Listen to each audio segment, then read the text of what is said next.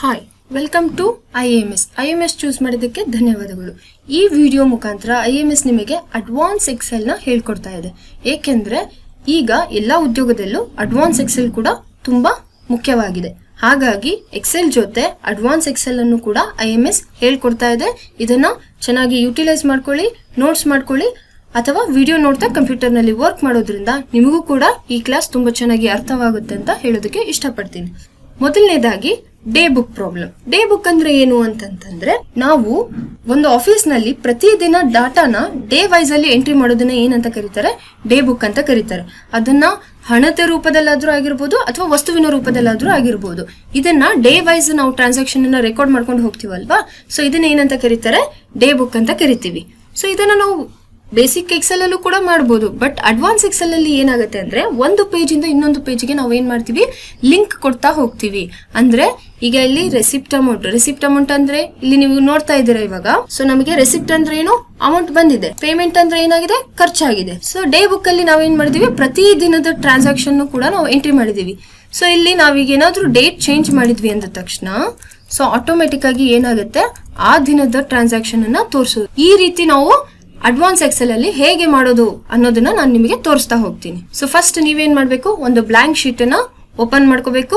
Open ಮಾಡಿದ್ಮೇಲೆ 3 sheet ಇದೆ ಅಲ್ವಾ, ಸೊ ಆ 3 ಶೀಟ್ ಅನ್ನ ಏನ್ ಮಾಡ್ಬೇಕು, ಒಂದು ಶೀಟ್ ಅನ್ನ ರೆಸಿಪ್ಟ್ ಅಮೌಂಟ್, ಇನ್ನೊಂದು ಶೀಟ್ ಅನ್ನ ಪೇಮೆಂಟ್ ಅಮೌಂಟ್, ಅಂಡ್ 3ನೇ ಶೀಟ್ ಅನ್ನ ಏನಂತ ಮಾಡ್ಕೋತೀರಾ, ಡೇ ಬುಕ್ ಅಂತ ರೀನೇಮ್ ಮಾಡ್ಕೋಬೇಕು. ಸೊ ಈಗ ನೋಡಿ ನಿಮಗೆ ತೋರಿಸ್ತಾ ಇದ್ದೀನಿ.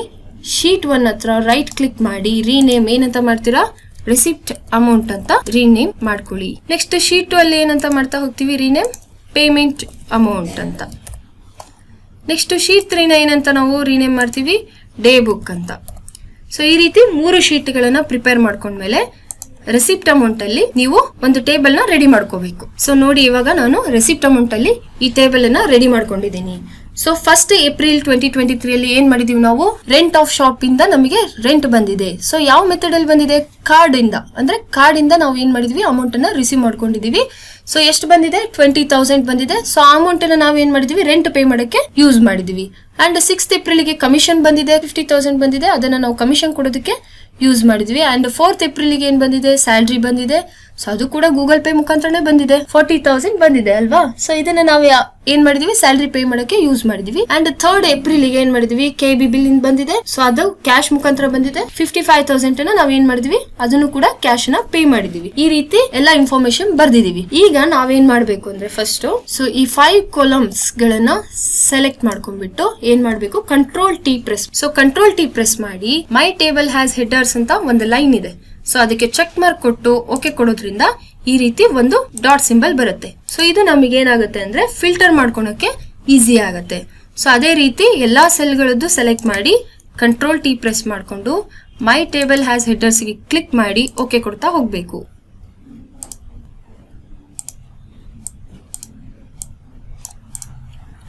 ಸೊ ನೋಡಿ, ನಾನು ಇವಾಗ ಎಲ್ಲಾ ಟೇಬಲ್ ಇಂದು ನಾವು ಸಿಂಬಲ್ ಬರೋ ರೀತಿ ಮಾಡ್ಕೊಂಡಿದೀವಿ. ಈಗ ನಾವ್ ಏನೇನ್ ಕ್ಯಾಲ್ಕುಲೇಟ್ ಮಾಡ್ಬೇಕು, ಸೀರಿಯಲ್ ನಂಬರ್ ಮತ್ತೆ ಡೇ ನ ನಾವು ಕ್ಯಾಲ್ಕುಲೇಟ್ ಮಾಡ್ಬೇಕು. ಸೊ ಡೇ ನ ಕ್ಯಾಲ್ಕುಲೇಟ್ ಮಾಡೋಕೆ ಫಾರ್ಮುಲಾ ಏನಾಗುತ್ತೆ ಅಂತಂದ್ರೆ, ಇಫ್ ಬ್ರಾಕೆಟ್ ಓಪನ್, ಯಾವ್ದನ್ನ ಸೆಲೆಕ್ಟ್ ಮಾಡ್ಬೇಕು, ಡೇಟ್ ಕಾಲಮ್ ಅನ್ನ ಸೆಲೆಕ್ಟ್ ಮಾಡ್ಬೇಕು. ಸೊ ಫಸ್ಟ್ ಡೇಟ್ ಏನಿದೆ, 1 ಏಪ್ರಿಲ್ 2023 ಇದೆ.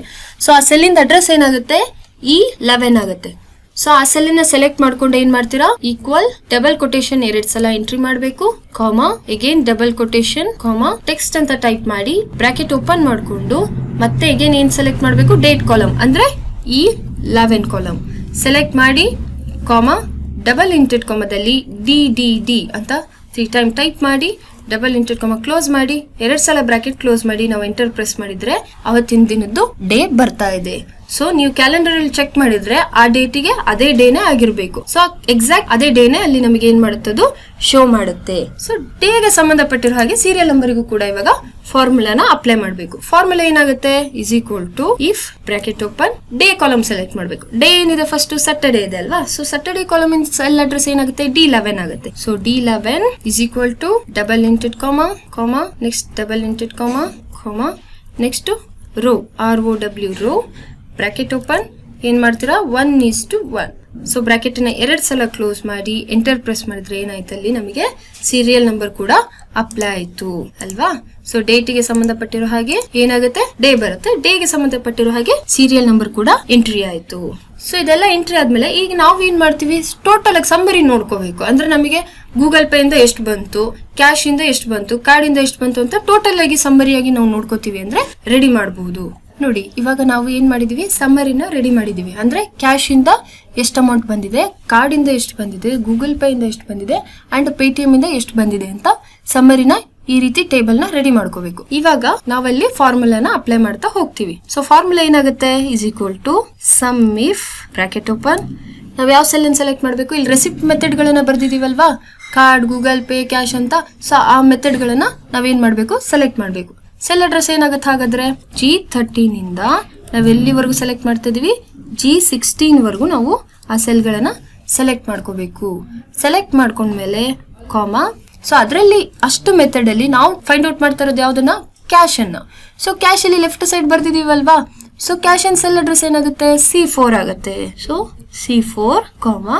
ನೆಕ್ಸ್ಟ್ ಏನ್ ಸೆಲೆಕ್ಟ್ ಮಾಡ್ತೀರಾ, ಅಮೌಂಟ್ ಕಾಲಮ್. ಅಮೌಂಟ್ ಇದೆ ಅಲ್ವಾ ಅಲ್ಲಿ, ಸೊ ಆ ಕಾಲಮ್ ಇಂದು ಸೆಲೆಕ್ಟ್ ಮಾಡ್ಕೋಬೇಕು. H13 ಇಂದ ನಾವೆಲ್ಲಿವರೆಗೂ ಸೆಲೆಕ್ಟ್ ಮಾಡ್ತಾ ಇದೀವಿ, H16 ವರೆಗೂ ನಾವು ಸೆಲೆಕ್ಟ್ ಮಾಡ್ಕೋಬೇಕು. ಸೆಲೆಕ್ಟ್ ಮಾಡ್ಕೊಂಡು ಬ್ರಾಕೆಟ್ ಕ್ಲೋಸ್ ಮಾಡಿ ಎಂಟರ್ ಪ್ರೆಸ್ ಮಾಡಿದ್ರೆ ಟೋಟಲ್ ಆಗಿ ಕ್ಯಾಶ್ ಇಂದ ಎಷ್ಟಾಗಿದೆ, 55,000 ನಮಗೆ ಅಮೌಂಟ್ ಬಂದಿದೆ. ಹಾಗೆ ಕಾರ್ಡ್ ಇಂದ ಎಷ್ಟು ಬಂದಿದೆ ಅಂತ ತಿಳ್ಕೊಬೇಕಂದ್ರೂ ಕೂಡ ಫಾರ್ಮುಲಾ ಇದೇ ಫಾರ್ಮುಲಾನೇ ಅಪ್ಲೈ ಮಾಡಬೇಕು. Is equal to sum if bracket open, ಯಾವ ಸೆಲ್ ಸೆಲೆಕ್ಟ್ ಮಾಡ್ತೀರಾ, G13 ಇಂದ ಕೋಲನ್ G16 ವರೆಗೂ ನಾವೇನ್ ಮಾಡ್ತಾ ಇದೀವಿ, ಸೆಲೆಕ್ಟ್ ಮಾಡ್ಕೋತಾ ಇದೀವಿ. ಸೆಲೆಕ್ಟ್ ಮಾಡ್ಕೊಂಡ್ಮೇಲೆ ಕಾಮಾ. ಇವಾಗ ಏನ್ ನಾವು ಫೈಂಡ್ ಔಟ್ ಮಾಡ್ತಾ ಇದೀವಿ, ಕಾರ್ಡ್. ಸೊ ಕಾರ್ಡ್ ಇನ್ ಸೆಲ್ ಇಂದ ಅಡ್ರೆಸ್ ಏನಾಗುತ್ತೆ, C5 ಕಾಮಾ.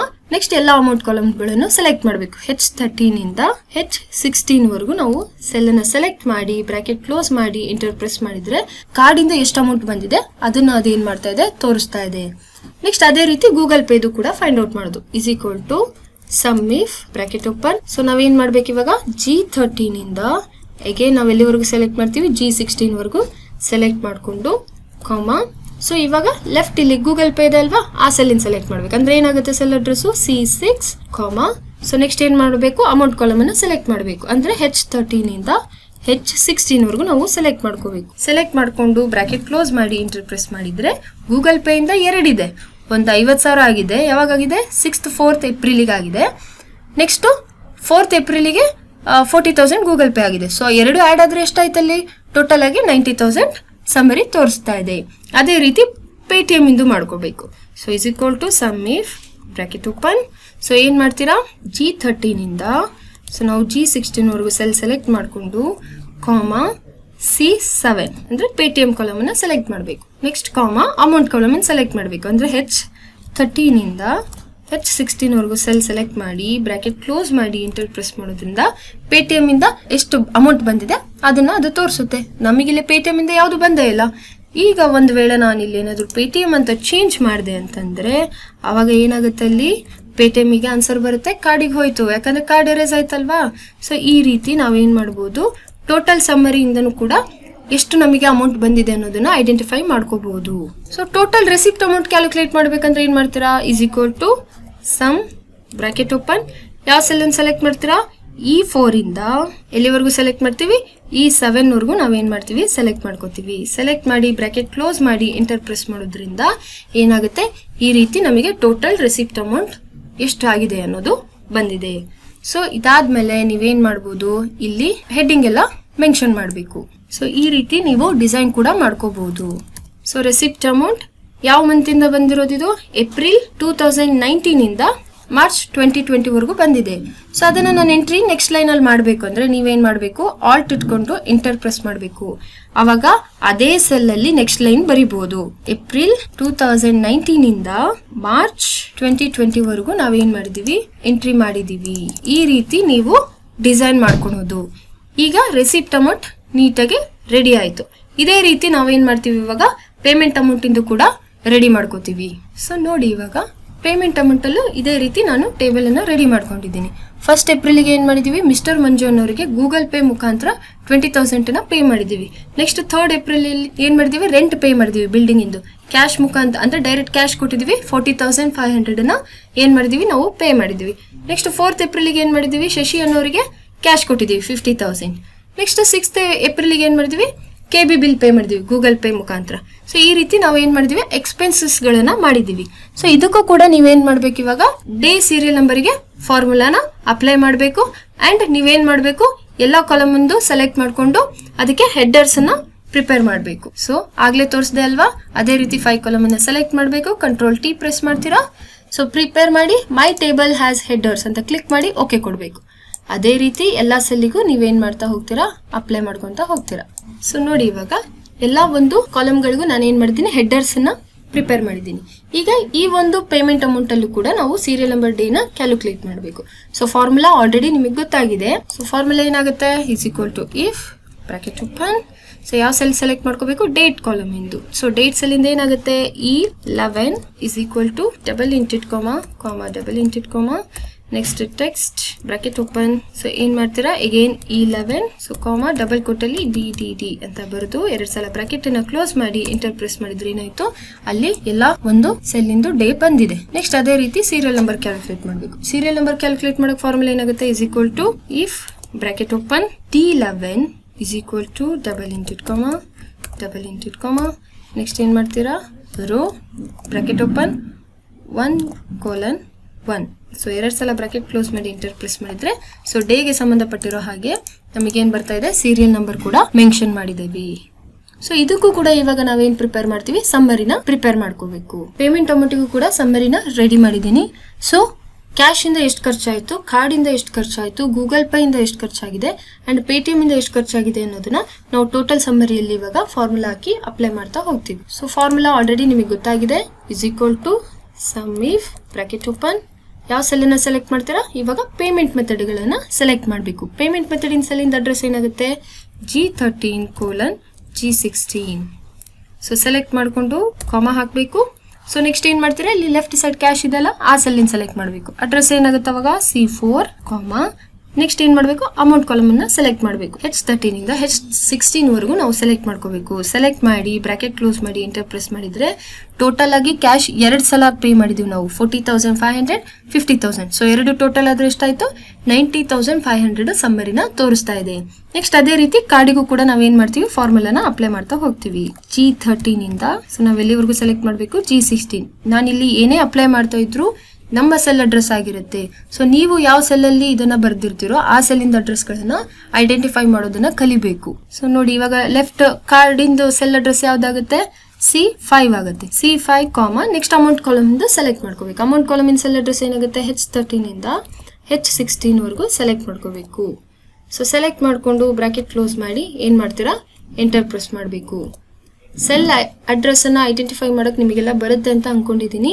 ಸೊ ನೀವೇನ್ ಮಾಡ್ಬೇಕು, ನಾನು ಏನೇ ಇಲ್ಲಿ ಎಂಟ್ರಿ ಮಾಡ್ತಾ ಇದ್ರು ನನ್ನ ಪ್ರಾಬ್ಲಮ್ ಇನ್ ಸೆಲ್ ಅಡ್ರೆಸ್ ಆಗಿರುತ್ತೆ. ನೀವು ನಿಮ್ಮ ಪ್ರಾಬ್ಲಮ್ಸ್ ಎಲ್ಲಿ ಟೈಪ್ ಮಾಡಿರ್ತೀರೋ ಆ ಸೆಲ್ ಇಂದ ಅಡ್ರೆಸ್ ಅನ್ನ ಮೆನ್ಷನ್ ಮಾಡ್ಕೋಬೇಕು. G13:G16 ವರೆಗೂ ಸೆಲೆಕ್ಟ್ ಮಾಡಬೇಕು, ನೆಕ್ಸ್ಟ್ ಗೂಗಲ್ ಪೇ ನ ಸೆಲೆಕ್ಟ್ ಮಾಡಬೇಕು. ಗೂಗಲ್ ಪೇದು ಸೆಲ್ ಅಡ್ರೆಸ್ ಏನಾಗುತ್ತೆ, C6 ಆಗುತ್ತೆ. ಸೊ ಸೆಲೆಕ್ಟ್ ಮಾಡ್ಕೋತೀರಾ, ನೆಕ್ಸ್ಟ್ ಅಗೇನ್ ಅಮೌಂಟ್ ಕಾಲಮ್ ಅನ್ನ ಸೆಲೆಕ್ಟ್ ಮಾಡಬೇಕು. H13 ಇಂದ ನಾವು ಎಲ್ಲಿವರೆಗೂ ಸೆಲೆಕ್ಟ್ ಮಾಡ್ತೀವಿ, H16 ವರೆಗೂ ಸೆಲೆಕ್ಟ್ ಮಾಡ್ಕೋತಾ ಇದೀವಿ. ಸೆಲೆಕ್ಟ್ ಮಾಡಿ ಬ್ರಾಕೆಟ್ ಕ್ಲೋಸ್ ಮಾಡಿ ಎಂಟರ್ ಪ್ರೆಸ್ ಮಾಡಿದ್ರೆ ಗೂಗಲ್ ಪೇ ಇಂದ ಟೋಟಲ್ ಆಗಿ ಎಷ್ಟಾಯ್ತು, 45,000 ಅಮೌಂಟ್ ಆಗಿದೆ. So next is equal to sum if bracket open. Next ಏನಾಗುತ್ತೆ, ಮತ್ತೆ G13 ಇಂದ G16 ವರೆಗೂ ಸೆಲೆಕ್ಟ್ ಮಾಡ್ಕೋಬೇಕು, ನೆಕ್ಸ್ಟ್ ಈ ಕಡೆ ಪೇಟಿಎಂ ಅಮೌಂಟ್ ಇಂದ ಸೆಲೆಕ್ಟ್ ಮಾಡಬೇಕು. ಸೊ ಸೆಲ್ ಅಡ್ರೆಸ್ ಏನಾಗುತ್ತೆ, C7 ಆಗುತ್ತೆ, ನೆಕ್ಸ್ಟ್ ಅಮೌಂಟ್ ಕಾಲಮ್ ಅನ್ನ ಸೆಲೆಕ್ಟ್ ಮಾಡಬೇಕು. H13 ಇಂದ H16 ವರೆಗೂ ಬ್ರಾಕೆಟ್ ಕ್ಲೋಸ್ ಮಾಡಿ ಎಂಟರ್ ಪ್ರೆಸ್ ಮಾಡಿದ್ರೆ ಪೇಟಿಎಂ ಇಂದ ಎಷ್ಟಾಗಿದೆ ಅಷ್ಟು ಬರುತ್ತೆ. ಸೊ ಟೋಟಲ್ ಪೇಮೆಂಟ್ ಅಮೌಂಟ್ ಇಂದು ಎಷ್ಟಾಯ್ತು ಅಂತ ತಿಳ್ಕೊಬೇಕಂದ್ರೆ is equal to sum. So ನಾವೇನ್ ಮಾಡಬೇಕು, 90,500 ಇಂದ ಫುಲ್ 0 ವರೆಗೂ ನಾವು ಸೆಲೆಕ್ಟ್ ಮಾಡ್ಕೋಬೇಕು. ಅಂದ್ರೆ ಅಮೌಂಟ್ ಕಾಲಮ್ ಇಂದ ಅಷ್ಟು ಟೋಟಲ್ ಮಾಡಬೇಕು. E4 ಇಂದ ಸೊ ಎಲ್ಲಿವರೆಗೂ ಸೆಲೆಕ್ಟ್ ಮಾಡ್ಕೋತೀರಾ, E7 ವರೆಗೂ ನಾವು ಸೆಲೆಕ್ಟ್ ಮಾಡ್ಕೊಂಡು ಬ್ರಾಕೆಟ್ ಕ್ಲೋಸ್ ಮಾಡಿ ಎಂಟರ್ ಪ್ರೆಸ್ ಮಾಡಿದ್ರೆ ಸೊ ಏನಾಯ್ತು, ಪೇಮೆಂಟ್ ಅಮೌಂಟ್ ಇಂದು ಕೂಡ ಸಮ್ಮರಿ ರೆಡಿ ಆಯ್ತು. ಸೊ ಇದಕ್ಕೂ ಕೂಡ ನೀವೇನ್ ಮಾಡ್ತೀರಾ, ಅದೇ ರೀತಿ ಡಿಸೈನ್ ಕೂಡ ಮಾಡ್ಕೋಬೇಕು. ಸೊ ನೋಡಿ, ಇದಕ್ಕೂ ಕೂಡ ಅದೇ ರೀತಿ ರೆಡಿ ಮಾಡ್ತಾ ಇದೀವಿ. Payment amount. So next cell ಅಲ್ಲಿ ಎಲ್ಲಿಂದ ಬಂದಿದೆ, ಇದು ಎಕ್ಸ್ಪೆನ್ಸಸ್ ಯಾವಾಗಿದೆ, ಏಪ್ರಿಲ್ 2019 ಇಂದ ಮಾರ್ಚ್ 2020 ವರೆಗೂ ಆಗಿದೆ. ಸೊ ನೆಕ್ಸ್ಟ್ ಲೈನ್ ಅಲ್ಲಿ ಅದನ್ನ ಬರಿಬೇಕಂದ್ರೆ ನಾನು ಆಗ್ಲೇ ಏನ್ ಹೇಳಿದೆ, ಆಲ್ಟ್ ಎಂಟರ್ ಪ್ರೆಸ್ ಮಾಡಬೇಕು. ಆಲ್ಟ್ ಎಂಟರ್ ಪ್ರೆಸ್ ಮಾಡಿ ಏಪ್ರಿಲ್ 2019 ಟು ಮಾರ್ಚ್ 2020 ವರೆಗೂ. ಸೊ ಈ ರೀತಿ ಬರೆದು, ಸೊ ಇದಕ್ಕೂ ಕೂಡ ನಾನಿಲ್ಲಿ ಕಲರ್ ಅಪ್ಲೈ ಮಾಡ್ತಾ ಇದ್ದೀನಿ, ಬೋಲ್ಡ್ ಮಾಡ್ತಾ ಇದೀವಿ. ಆಮೇಲೆ ಸೈಜನ್ನು ಸ್ವಲ್ಪ ಇನ್ಕ್ರೀಸ್ ಮಾಡ್ತಾ ಇದ್ದೀವಿ. ಈಗ ಹೇಗೆ ರೆಸಿಪ್ಟ್ ಅಮೌಂಟಿಂದ ರೆಡಿ ಮಾಡಿದ್ವೋ ಅದೇ ರೀತಿ ಪೇಮೆಂಟ್ ಅಮೌಂಟಿಂದು ನಾನು ಏನು ಮಾಡಿದ್ದೀನಿ, ಇಲ್ಲಿ ರೆಡಿ ಮಾಡ್ಕೊಂಡಿದ್ದೀನಿ. ಸೊ ಇವಾಗ ನೋಡಿ, ನೆಕ್ಸ್ಟ್ ಥರ್ಡ್ ಶೀಟ್ ಡೇ ಬುಕ್ಕಲ್ಲಿ ನಾವೇನು ಮಾಡಿದ್ದೀನಿ, ಆಲ್ರೆಡಿ ಸೀರಿಯಲ್ ನಂಬರ್, ಡೇಟ್, ಡೇನ ಎಂಟ್ರಿ ಮಾಡ್ಕೊಂಡಿದ್ದೀನಿ. ಎಲ್ಲಿವರೆಗೂ ಎಂಟ್ರಿ ಮಾಡಿದ್ದೀವಿ, 1 ವರ್ಷದವರೆಗೂ ನಾನು ಡೀಟೇಲ್ಸನ್ನು ಇಲ್ಲಿ ಎಂಟ್ರಿ ಮಾಡಿಟ್ಟಿದ್ದೀನಿ. ನೀವು ನೋಡ್ತಾ ಇದ್ದೀರಾ ಅಲ್ವಾ. ಸೊ 1 ವರ್ಷದ ಡೀಟೇಲ್ನ ನಾನು ಇಲ್ಲಿ ಏನು ಮಾಡಿದ್ದೀನಿ, ರೆಡಿ ಮಾಡಿದ್ದೀನಿ. ಸೊ ಈಗ ಆ ಡೇಟಲ್ಲಿ 1 ಏಪ್ರಿಲ್ 2023 ಡೇಟಲ್ಲಿ ರೆಸಿಪ್ಟ್ ಅಮೌಂಟ್ ಎಷ್ಟು ಬಂತು, ಎಷ್ಟು ಖರ್ಚಾಯಿತು, ನಮ್ಮ ಹತ್ರ ಬ್ಯಾಲೆನ್ಸ್ ಎಷ್ಟು ಉಳಿತು ಅನ್ನೋದನ್ನ ನಾವೀಗ ಫೈಂಡ್ ಔಟ್ ಮಾಡ್ತಾ ಹೋಗ್ತೀವಿ. ಸೊ ಇದಕ್ಕೆ ಫಾರ್ಮುಲಾ ಏನು ಹಾಕ್ತೀರಾ ಅಂತಂದ್ರೆ = ಸಮ್ ಇಫ್ ಬ್ರಾಕೆಟ್ ಓಪನ್ ಮಾಡಿದ್ಮೇಲೆ ನೀವೀಗ ರೆಸಿಪ್ಟ್ ಅಮೌಂಟ್ ಕ್ಯಾಲ್ಕುಲೇಟ್ ಮಾಡ್ತಾ ಇದ್ದೀರಂದ್ರೆ ರೆಸಿಪ್ಟ್ ಅಮೌಂಟ್ ಯಾವ ಶೀಟಲ್ಲಿ ಇದೆ ಆ ಶೀಟಿಗೆ ನೀವು ಹೋಗಬೇಕು. ಸೊ ಇಲ್ಲಿ ನೋಡಿ, ಕೆಳಗಡೆ ರೆಸಿಪ್ಟ್ ಅಮೌಂಟ್ ಶೀಟ್ ಇದೆ ಅಲ್ವಾ. ಸೊ ನಾನಲ್ಲಿ ಹೋಗ್ತಾ ಇದ್ದೀನಿ. ಮೇಲ್ಗಡೆ ನೀವು ಫಾರ್ಮುಲಾ ಕಾಣಿಸ್ತಾ ಇದೆ, ರೆಸಿಪ್ಟ್ ಅಮೌಂಟ್ ಅನ್ನೋದು ಆಟೋಮೆಟಿಕ್ ಅದು ತಗೊಳ್ತಾ ಇದೆ. ಸೊ ನಾವು ಟೈಪ್ ಮಾಡುವಂಥದ್ದಲ್ಲ ಅದು. ಸೊ ರೆಸಿಪ್ಟ್ ಅಮೌಂಟ್ ಅಂತ ನನ್ನ ಶೀಟಿಗೆ ಬಂದ ತಕ್ಷಣ ಆಟೋಮೆಟಿಕ್ ಆಗಿ ಇಲ್ಲಿ ಏನಾಗುತ್ತೆ, ರೆಸಿಪ್ಟ್ ಅಮೌಂಟ್ ಅಂತ ಎಕ್ಸೆಲ್ ಅಲ್ಲಿ ತಗೋತಾ ಹೋಗುತ್ತೆ. ಸೊ ಇದಾದ ಮೇಲೆ ಈಗ ನೀವೇನ್ ಮಾಡ್ತೀರಾ, ಇಲ್ಲಿರುವಂತ ಅಷ್ಟು ಡೇಟ್ಗಳನ್ನ ಸೆಲೆಕ್ಟ್ ಮಾಡಬೇಕು. So date in cell address ಏನಾಗುತ್ತೆ, E13 ಇಂದ E16 ವರೆಗೂ ಆಗುತ್ತೆ.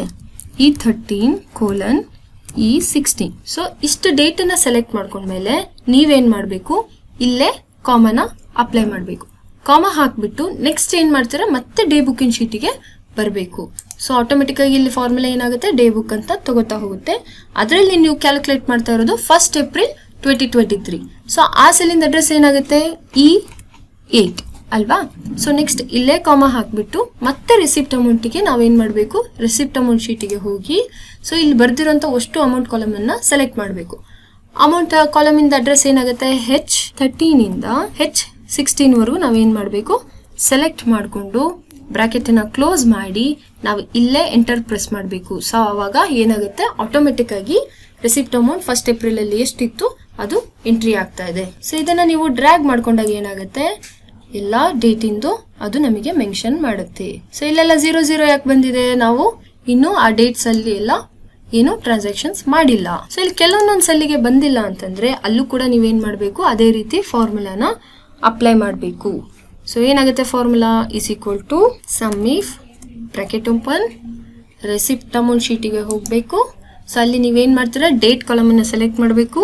E13 ಇಂದ E16 ವರೆಗೂ ಸೆಲೆಕ್ಟ್ ಮಾಡಿಕೊಂಡು ಇಲ್ಲೇ ಕಾಮ ಅಪ್ಲೈ ಮಾಡಿ ನೆಕ್ಸ್ಟ್ ಡೇ ಬುಕ್ಕಿಂಗ್ ಶೀಟಿಗೆ ಬರಬೇಕು.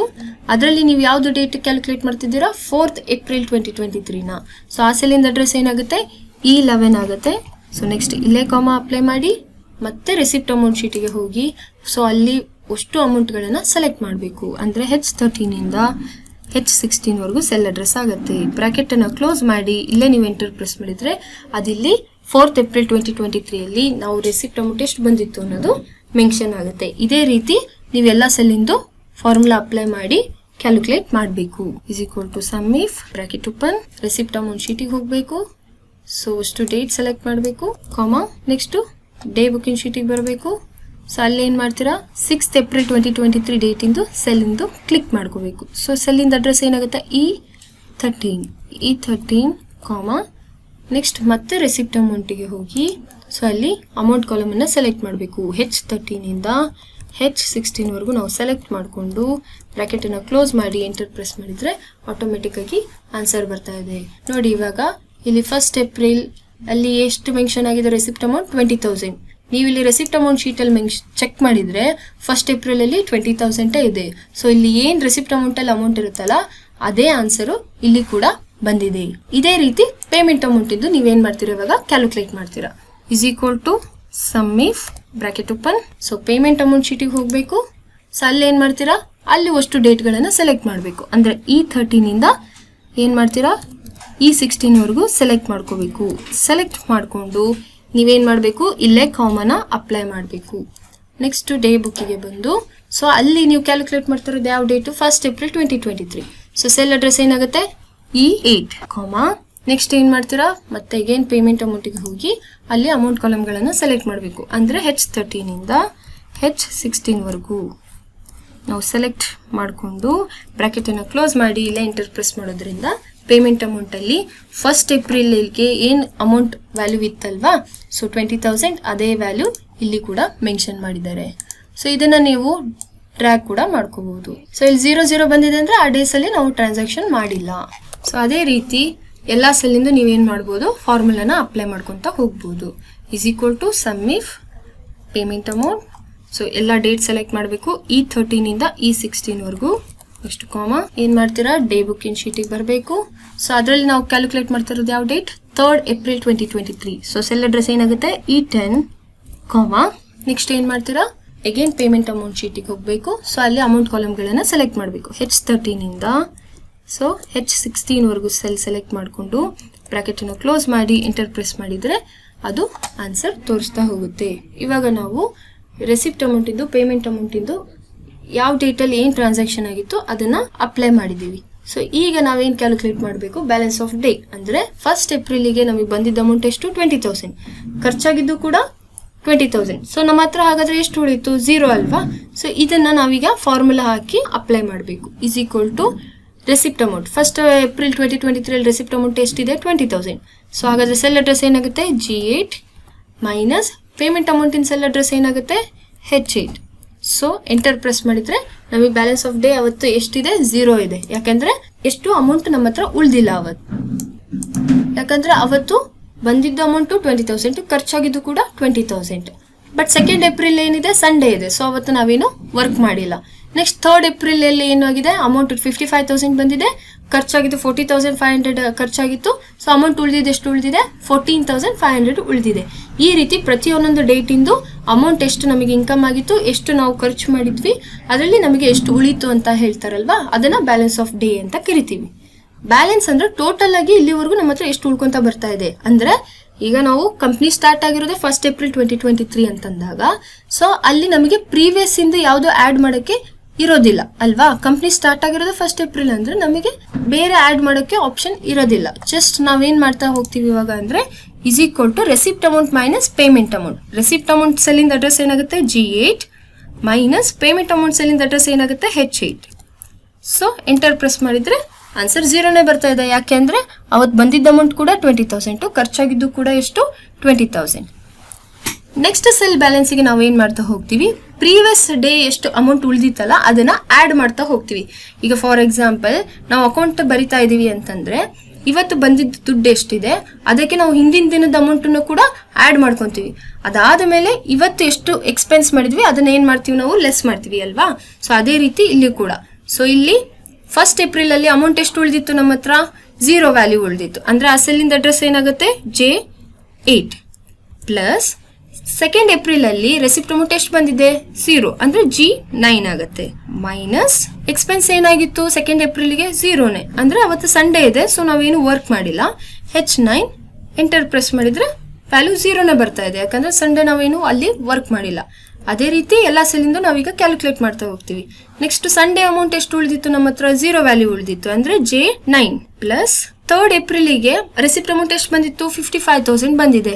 ಸೊ ಆ ಸೆಲ್ಲಿಂದ ಅಡ್ರೆಸ್ ಏನಾಗುತ್ತೆ, G10 ಮೈನಸ್ ಎಕ್ಸ್ಪೆನ್ಸ್ ಏನೇನಾಗಿತ್ತು ಅವತ್ತು 40,500 ಆಗಿದೆ 3rd April ಅಲ್ಲಿ. ಸೊ ಸೆಲ್ ಅಡ್ರೆಸ್ ಏನಾಗುತ್ತೆ, H10. ಸೊ ಇದನ್ನ ನಾವೇನ್ ಮಾಡ್ತೀವಿ, ಲೆಸ್ ಮಾಡ್ತೀವಿ. ಈ ರೀತಿ ಪ್ರೀವಿಯಸ್ ಅಮೌಂಟ್ ಅನ್ನ ಇವತ್ತು ಬಂದಿದ್ದ ಅಮೌಂಟಿಗೆ ಆಡ್ ಮಾಡಿಕೊಂಡು ಇವತ್ತೇನು ಎಕ್ಸ್ಪೆನ್ಸ್ ಮಾಡಿದ್ವಿ ಅದನ್ನ ಅದರಲ್ಲಿ ಲೆಸ್ ಮಾಡ್ತಾ ಹೋದ್ರೆ ಅದು ನಮಗೆ ಏನಾಗುತ್ತೆ, ಬ್ಯಾಲೆನ್ಸ್ ಸಿಗ್ತಾ ಹೋಗುತ್ತೆ. So is equal to so 3rd April 2023 ಅಲ್ಲಿ ಅಮೌಂಟ್ ಎಷ್ಟು ಉಳಿದಿದೆ, 14,500 ಉಳಿದಿದೆ. ಅಂದ್ರೆ ಸೆಲ್ ಅಡ್ರೆಸ್ ಏನಾಗುತ್ತೆ, J10 ಪ್ಲಸ್ 4th April ಅಲ್ಲಿ ರೆಸಿಪ್ಟ್ ಅಮೌಂಟ್ ಎಷ್ಟು ಬಂದಿದೆ, 40,000 ಬಂದಿದೆ. ಸೊ ಅಂದ್ರೆ ಸೆಲ್ ಅಡ್ರೆಸ್ ಏನಾಗುತ್ತೆ, G11 ಆಗುತ್ತೆ ಮೈನಸ್ 4th April ಅಲ್ಲಿ ಖರ್ಚು ಏನ್ ಮಾಡಿದೀವಿ ನಾವು, H11 ಅಲ್ವಾ, 50,000 ಇದೆ. ಸೊ ಆ ಸೆಲ್ಲಿಂದ ಅಡ್ರೆಸ್ ಏನಾಗುತ್ತೆ, H11 ಆಗುತ್ತೆ. ಸೊ ಇದನ್ನ ಲೆಸ್ ಮಾಡಿದ್ರೆ ಈ ರೀತಿ ನಮಗೆ ಆನ್ಸರ್ ತೋರಿಸ್ತಾ ಹೋಗುತ್ತೆ. ಸೊ ನೋಡಿ ಇವಾಗ ಏನಾಯ್ತು ಅಲ್ಲಿ. ಸೊ ಎಲ್ಲಾ ವ್ಯಾಲ್ಯೂಸ್ ಇಂದ ಅದೇ ರೀತಿ ನಾವು ಕ್ಯಾಲ್ಕುಲೇಟ್ ಮಾಡ್ತಾ ಹೋಗಿದ್ದೀವಿ. ಏನಾಗಿದೆ, 1st April ಅಲ್ಲಿ ಅಮೌಂಟ್ ಬಂದಿದ್ದು 20,000, ಖರ್ಚಾಗಿದ್ದು 20,000. ಸೊ ಅವತ್ತು ನಮಗೆ 0 ವ್ಯಾಲ್ಯೂ ಉಳಿದಿದೆ. ಸೊ 2nd April ಅಲ್ಲಿ ಏನಾಗಿದೆ, ಸೊ ಸಂಡೇ ಅವತ್ತು ನಾವೇನು ವರ್ಕ್ ಮಾಡಿಲ್ಲ. ನೆಕ್ಸ್ಟ್ 3rd April ಅಲ್ಲಿ ಅಮೌಂಟ್ ಎಷ್ಟು ಬಂದಿದೆ, ರೆಸಿಪ್ಟ್ ಅಮೌಂಟ್ 55,000 ಬಂದಿದೆ. ಪೇಮೆಂಟ್ ಅಮೌಂಟ್ ಎಷ್ಟಾಗಿದೆ, 40,500. ಸೊ ಹಿಂದಿಂದ ಸಂಡೇ 0 ವ್ಯಾಲ್ಯೂ ಉಳಿದಿತ್ತು. ಸೊ ಪ್ಲಸ್ ನಾವು ರೆಸಿಪ್ಟ್ ಅಮೌಂಟ್ ಆಡ್ ಮಾಡ್ತೀವಿ ಮೈನಸ್ ಪೇಮೆಂಟ್ ಅಮೌಂಟ್ ಅನ್ನ ಲೆಸ್ ಮಾಡಿದೀವಿ. ನೆಕ್ಸ್ಟ್ 4th April ಗೆ ಏನ್ ಮಾಡಿದೀವಿ, 3rd April ಗೆ ನಮ್ಮ ಹತ್ರ ಅಮೌಂಟ್ ಲಾಸ್ಟ್ ಉಳಿದಿದ್ದು 14,500 ಉಳಿದಿತ್ತು. ಸೊ ಪ್ಲಸ್ ಅದಕ್ಕೆ ಯಾವ್ದನ್ನ ಆಡ್ ಮಾಡಿದೀವಿ, 4th April 2023 ರೆಸಿಪ್ಟ್ ಅಮೌಂಟ್ ಅನ್ನ ಆಡ್ ಮಾಡಿದೀವಿ. 40,500 ಪ್ಲಸ್ 40,000 ಅಂದ್ರೆ ಎಷ್ಟಾಗುತ್ತೆ ಅವಾಗ 54,500 ಆಗುತ್ತೆ ಅಲ್ವಾ. ಸೊ ಮೈನಸ್ 4th ಏಪ್ರಿಲ್ ಅಲ್ಲಿ ಎಷ್ಟು ಖರ್ಚು ಮಾಡಿದೀವಿ 50,000. ಸೊ ಅದನ್ನ ಲೆಸ್ ಮಾಡಿದ್ರೆ ನಮಗೆ ವ್ಯಾಲ್ಯೂ ಹೋಗುತ್ತೆ ಎಷ್ಟು ಉಳಿತು 4,500. ಈ ರೀತಿ ಹಿಂದಿನ ದಿನದ ಬ್ಯಾಲೆನ್ಸ್ ಅನ್ನ ಇವತ್ತು ಬಂದಿದ್ದ ಅಮೌಂಟ್ಗೆ ಆಡ್ ಮಾಡಿಕೊಂಡು ಮೈನಸ್ ಇವತ್ತೇನು ಎಕ್ಸ್ಪೆನ್ಸ್ ಮಾಡಿದ್ವಿ ಅದನ್ನ ಲೆಸ್ ಮಾಡ್ತಾ ಹೋದ್ರೆ ನಮಗೆ ಬ್ಯಾಲೆನ್ಸ್ ಸಿಗ್ತಾ ಹೋಗುತ್ತೆ. ಸೊ ಆಲ್ಮೋಸ್ಟ್ ಆಲ್ ಇವಾಗ ಡೇ ಬುಕ್ ರೆಡಿ ಆಯ್ತು. ಸೊ ಇದ್ರಲ್ಲಿ 1 ವರ್ಷದ ಡೀಟೇಲ್ಸ್ ಇದೆ. ಬಟ್ ನಮಗೆ ಯಾವ್ದಾರ ಒಂದು ದಿನದ್ದು ಏನ್ ಟ್ರಾನ್ಸಾಕ್ಷನ್ ಆಗಿದೆ ಅಂತ ಫೈಂಡ್ ಔಟ್ ಮಾಡ್ಬೇಕಂದ್ರೆ ನಾವು 1 ವರ್ಷದ ಡೀಟೇಲ್ ಅಲ್ಲಿ ಹುಡ್ಕೋಕೆ ತುಂಬಾ ಕಷ್ಟ ಆಗುತ್ತೆ ಅಲ್ವಾ. ಸೊ ಅದಕ್ಕೆ ನಾವು ಏನ್ ಮಾಡಬಹುದು ಇವಾಗ ಅಂದ್ರೆ ಒಂದು ಡೇಟ್ ನಾವು ಬರೆದ ತಕ್ಷಣ ಆ ಡೇಟಿನ ಟ್ರಾನ್ಸಾಕ್ಷನ್ ಏನಾಗುತ್ತೆ ಆಟೋಮೆಟಿಕ್ ಆಗಿ ಚೇಂಜ್ ಆಗುತ್ತೆ. ಸೊ ಇದಕ್ಕೆ ಫಾರ್ಮುಲಾ ಏನ್ ಹಾಕ್ತೀರಾ ನೀವು = if error bracket open V lookup ಅಂದ್ರೆ ವರ್ಟಿಕಲ್ ಲುಕ್ಅಪ್ ಅಂತ ಕರಿತೀವಿ. ಸೊ ಬ್ರಾಕೆಟ್ ಅನ್ನು ಓಪನ್ ಮಾಡಿ ಇಲ್ಲಿ ನಾವು ಡೇಟ್ ಬರ್ದಿದೀವಲ್ಲ ಆ ಡೇಟ್ ಇಂದು ಫೈಂಡ್ ಔಟ್ ಮಾಡ್ತಾ ಇದೀವಿ ಅಂದ್ರೆ ಆ ಡೇಟ್ ಇನ್ ಸೆಲ್ ಅಡ್ರೆಸ್ ನ ಟೈಪ್ ಮಾಡಬೇಕು. ಸೆಲ್ ಅಡ್ರೆಸ್ ಏನಾಗುತ್ತೆ D5. ಸೊ ಇವಾಗ ನೀವೇನ್ ಮಾಡಬೇಕು ಅದನ್ನ ಲಾಕ್ ಮಾಡಬೇಕು. ಲಾಕ್ ಮಾಡ್ಬೇಕಂದ್ರೆ ಫಂಕ್ಷನ್ ಕೀ F4 ಅನ್ನ ಪ್ರೆಸ್ ಮಾಡಬೇಕು. ಪ್ರೆಸ್ ಮಾಡಿ ಕಾಮ ಹಾಕಿದ್ಮೇಲೆ ನಾವೇನ್ ಮಾಡಬೇಕು ಈ ಇಷ್ಟು 1 ವರ್ಷದ ಡೀಟೇಲ್ ನು ಸೆಲೆಕ್ಟ್ ಮಾಡಬೇಕು. ಅಂದ್ರೆ ನಾವು ಡೇಟ್ ಇಂದ ಹಿಡಿದು ಸೊ ಎಲ್ಲಿವರೆಗೂ ಸೆಲೆಕ್ಟ್ ಮಾಡ್ತಾ ಇದೀವಿ ಲಾಸ್ಟ್ 1 ವರ್ಷದ ಬ್ಯಾಲೆನ್ಸ್ ವರೆಗೂ ನಾವು ಸೆಲೆಕ್ಟ್ ಮಾಡ್ತಾ ಇದೀವಿ. ಸೊ ಅವಾಗ ಸೆಲ್ ಅಡ್ರೆಸ್ ಏನಾಗುತ್ತೆ ಈ 8 ಇಂದ ಹಿಡಿದು ನಾವ್ ಎಲ್ಲಿವರೆಗೂ ಸೆಲೆಕ್ಟ್ ಮಾಡ್ಕೊಂಡು ಹೋಗ್ತಾ ಇದೀವಿ J372 ರೋ ವರೆಗೂ ನಾವ್ ಏನ್ ಮಾಡಿದೀವಿ ಸೆಲೆಕ್ಟ್ ಮಾಡ್ತಾ ಇದೀವಿ. ಸೊ ಇಷ್ಟು ಟೇಬಲ್ ಅಲ್ಲಿ ನಾವು ಇವಾಗ ಕ್ಯಾಲ್ಕುಲೇಟ್ ಮಾಡ್ತಾ ಇರೋದು ಯಾವ್ದನ್ನ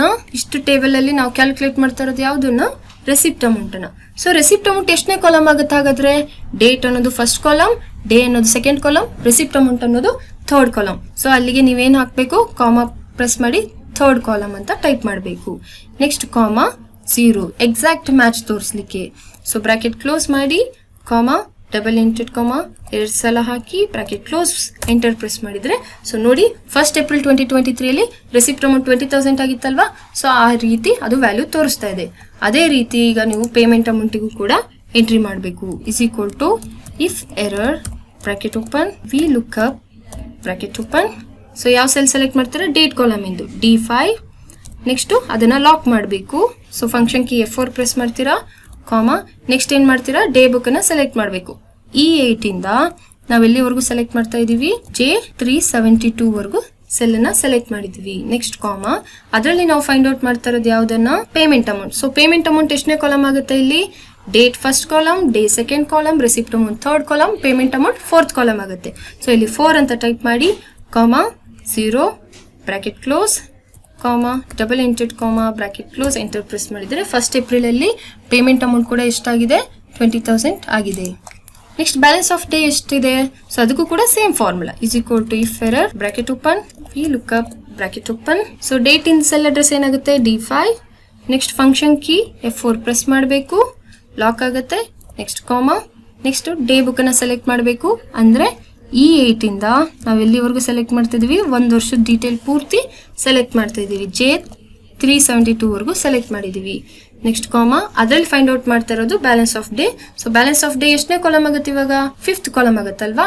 so date first column, day second column, receipt amount third column, payment amount 4th column, balance of day 5th column. So 5, 0 bracket close double inverted bracket close enter press ಮಾಡಿದ್ರೆ balance of day 1st April ಅಲ್ಲಿ 0 ಇದೆ. So ಅದೇ ವ್ಯಾಲ್ಯೂನೇ ಅಲ್ಲಿ ನಮಗೆ ತೋರಿಸ್ತಾ ಇದೆ. So ಅದೇ ರೀತಿ ಬ್ಯಾಲೆನ್ಸಿಗೂ ಕೂಡ ಫಾರ್ಮುಲಾನ ಅಪ್ಲೈ ಮಾಡಬಹುದು. = If error bracket open V lookup bracket open. So ಈ ಡೇಟ್ ಸೆಲ್ಲಿಂದ ಅಡ್ರೆಸ್ ಏನಾಗುತ್ತೆ D5 ಆದ್ಮೇಲೆ ನಾವೇನ್ ಮಾಡಬೇಕು ಫಂಕ್ಷನ್ ಕೀ F4 ಪ್ರೆಸ್ ಮಾಡಬೇಕು, ಲಾಕ್ ಆಗುತ್ತೆ. ಅದೇ ರೀತಿ ನಾವೇನ್ ಮಾಡ್ತೀವಿ ಇವಾಗ ಡೇ ಬುಕ್ ಅನ್ನ ಸೆಲೆಕ್ಟ್ ಮಾಡ್ತೀವಿ E8 ಇಂದ. ಸೊ J372 ಅದರಲ್ಲಿ ಬ್ಯಾಲೆನ್ಸ್ ಎಷ್ಟನೇ ಕಾಲಮ್ ಆಗುತ್ತೆ 6th ಕಾಲಮ್ ಆಗುತ್ತೆ. 6, 0 bracket close double inverted bracket close ಮಾಡಿ ಎಂಟರ್ ಪ್ರೆಸ್ ಮಾಡಿದ್ರೆ ಸೊ ಇಲ್ಲಿ ಏನಾಯ್ತು 1st ಏಪ್ರಿಲ್ 2023 ಡೀಟೇಲ್ಸ್ ಅನ್ನ ತೋರಿಸ್ತಾ ಇದೆ. ಇವಾಗ ನಾನು ಅಕಸ್ಮಾತಾಗಿ ಇಲ್ಲಿ ನಾನು ಡೇಟ್ ಅನ್ನ ಚೇಂಜ್ ಮಾಡ್ತೀನಿ 3rd ಏಪ್ರಿಲ್ 2023 ಅಂತ ನಾನು ಚೇಂಜ್ ಮಾಡಿದ ತಕ್ಷಣ 3rd ಏಪ್ರಿಲ್ ಇಂದು ಡೀಟೇಲ್ ತೋರಿಸುತ್ತೆ. ಅದೇ ರೀತಿ ನಾನು ಇವಾಗ 6th ಏಪ್ರಿಲ್ ಅಂತ ಟೈಪ್ ಮಾಡಿದ್ರೆ ಸೊ ಏನಾಗುತ್ತೆ 6th ಏಪ್ರಿಲ್ ಇಂದು ಡೀಟೇಲ್ಸ್ ತೋರಿಸುತ್ತೆ. ಈ ರೀತಿ ನಾವು ಒಂದು ಪೇಜ್ ಇಂದ ಒಂದು ಪೇಜ್ಗೆ ಲಿಂಕ್ ಮಾಡೋದನ್ನ ನಾವು ಅಡ್ವಾನ್ಸ್ ಎಕ್ಸೆಲ್ ಅಲ್ಲಿ ಕಲಿಬಹುದು. ಸೊ ಇದು ಮೊದಲನೇ ಪ್ರಾಬ್ಲಮ್. ಸೊ ಈ ಡೇ ಬುಕ್ ಕೂಡ ನಿಮಗೆ ತುಂಬಾ ಯೂಸ್ಫುಲ್ ಆಗುತ್ತೆ.